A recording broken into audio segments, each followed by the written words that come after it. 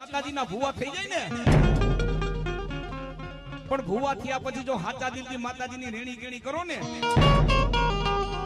માતાજી એમ નથી કહેતા 365 દી કામ ધંધા મેકીને મને દીવાબત્તી કરી અગરબત્તી કરી, માતાજી એમ નથી કહેતા. સાંભળજો હો. અને હું તો ન્યા લગી કહું છું, અંધશ્રદ્ધાથી બધાય દૂર રહેજો, અંધશ્રદ્ધાથી બધાય દૂર રહેજો. હજી ઘણી જગ્યાએ અંધશ્રદ્ધા છે હો. હા, કુટુંબમાં માતાજી દીકરો દે એટલે માતાજીના મઠબંધી બંધ કરી દે. હવા મહિનો માતાજીના દીવાબત્તી બંધ કરી દે, ધૂપે બંધ કરી દે. શું માતાજીએ ગુનો કર્યો? કુટુંબમાં દીકરો દીધો. ઈ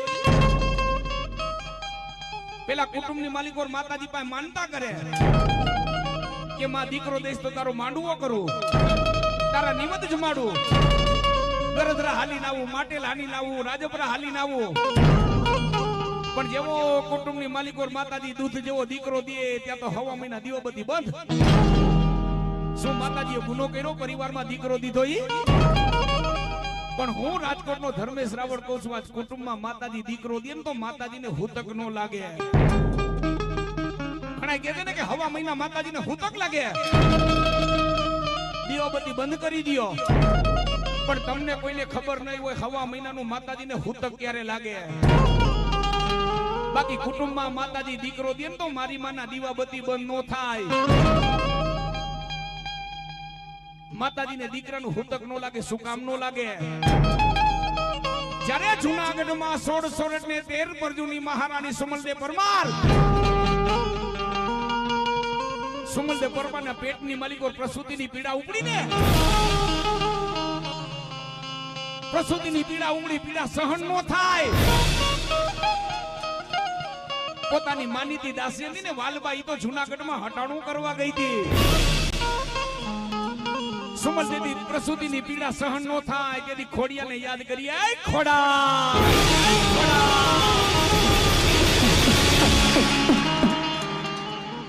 અને બધી માતાઓ, બધી આ દીકરીઓ બેઠી છે ને, ઘણા અમારી માતાઓ બેઠી છે, દીકરીઓ બેઠી છે. ઈ ન્યાણી કહેવાય, ગા કહેવાય, હો કુંવરસી કહેવાય.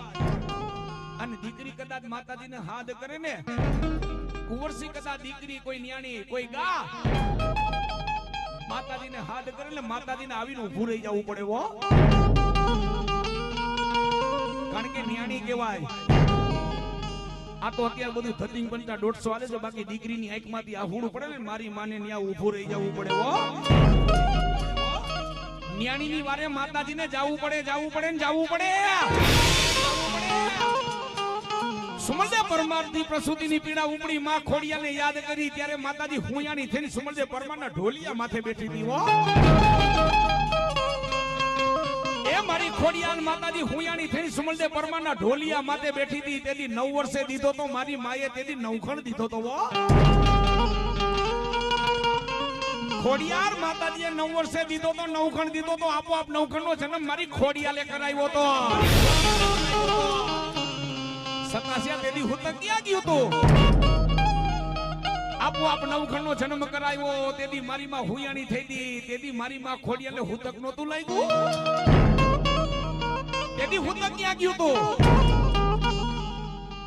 હુતક ક્યારે લાગે? ગીર જામવાડાનો ડાયરો સતાસિયા પરિવાર. એ ડાફી માતાજીને હુતક ક્યારે લાગે? પંખીના માળા જેવું પરિવાર હોય ને, પરિવારની માલિકો જુવાન જો દીકરો જ્યારે આ લોક છોડીને સ્વર્ગનો મહેમાન બની જાય ને, ત્યારે તમે માતાજીના મઠની માલિકો તમે જઈને નજર કરજો. માતાજીના ફળા હોય કે માની મૂર્તિ હોય, એમાં તેજમાં ઝાંખો પાવી જાહે. ફળા છે ને કાળા મહીસ થઈ જાગે.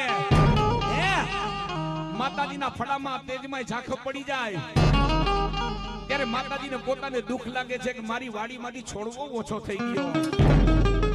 જુવાન જો દીકરો જ્યારે આ લોક મૂકીને પરલોકનો મહેમાન બની જાય ને, ઘણા કેવા વાળા એમ કહે છે કે હવા મહિનો માતાજીને દીકરાનું હુતક લાગે. પણ દીકરાનું હુતક ક્યારે લાગે? દીકરો જ્યારે જુવાન જો છોડવો, જ્યારે આ લોક મૂકીને પરલોક વયો જાય, હે, ત્યારે માતાજી હવા મહિનો મઠની માલિકો માતાજી પગ નથી મૂકતી. હો, માં જગદંબા જ્યારે જુવાન જો દીકરો જ્યારે આ લોક મૂકીને પરલોકનો મહેમાન બની જાય ત્યારે માતાજીને હુતક લાગે છે ઓ ત્યારે હવા મહિનો માતાજી મઠમાં પગ નથી મૂકતી ઈ હુતક ત્યારે માતાજીને હવા મહિનાનું ત્યારે લાગે બાકી કુટુંબમાં માતાજી દીકરો દે ને મારી મને હુતક નો લાગે ઓ અને બીજો મારો કહેવાનો તાત્પર્ય એટલો છે જેટલા બધું ઓડિયો સાહેબ બેઠા છે સતાસિયા પરિવાર છે ઘણા પરિવારના બેઠા છે સભ્યો તમારી માથે માતાજીની કૃપા હોય ને તો પેલા તો તમારી આ દીકરા દીકરી માતાજીએ દીધા ને તો પેલા તો એનો અભ્યાસ કરાવજો સારું જ્ઞાન દેજો ભણાવજો